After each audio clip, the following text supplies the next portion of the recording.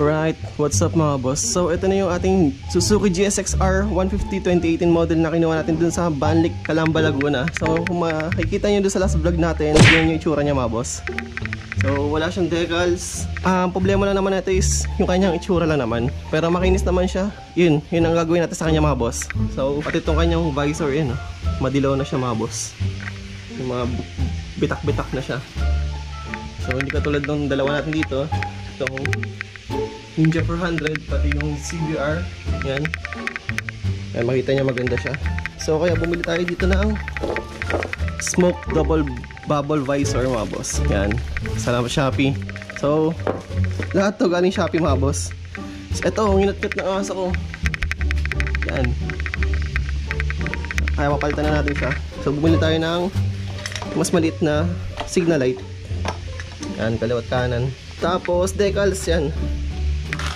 Stock decals, didikit natin yan. Buo yan, kabilaan mga boss. Hand grip, palitan natin. Ito, mudguard extender. So, tingnan ko kung fit. Kasi para sa ibang motor to eh. At last, yung syempre yung oil natin. Ano pa ba? Ayan, yung sa side mirror na screw. Ito, sa shifter boots. Ito, design lang to. Lalagyan natin to mamaya doon. So, ginawa ko to sa isa kong GSX-R. Kung makikita niya, may post ako dyan. Ayun siya.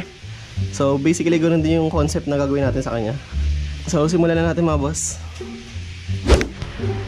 Alright, so ito pala yung nakakabit natin mga boss. Ayan yung sinabi kong style lang para may hawakan yung back ride natin. Yung shifter boots para hindi madumihan yung sapatos natin. At ito yung sa nuts ng side mirror.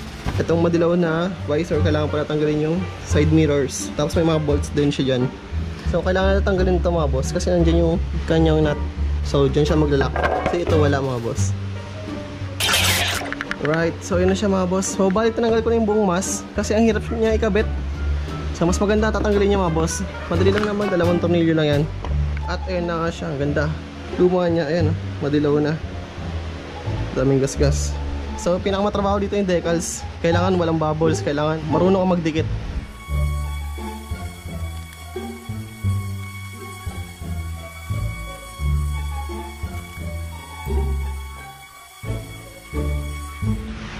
Right, so yun na siya mga boss. Yan, ganda na siya.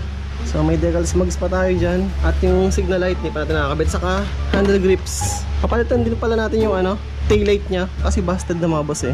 Wala na siyang ilaw eh.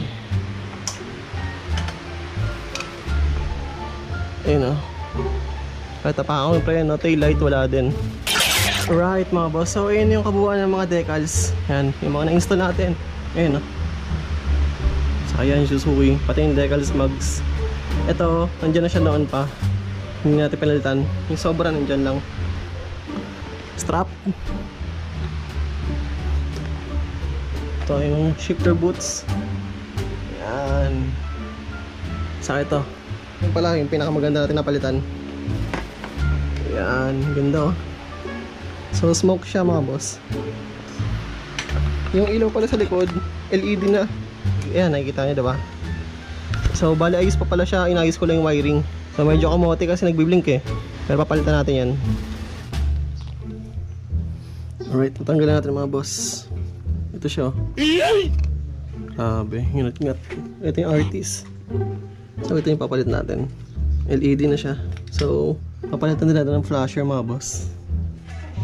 Alright, so it's time for our change oil mga boss. Yan, meron tayong oil dito at meron din tayong oil filter na SGP mga boss. Yan, so simulan na natin yung pag-change oil. Alright, meron pa tayong audience.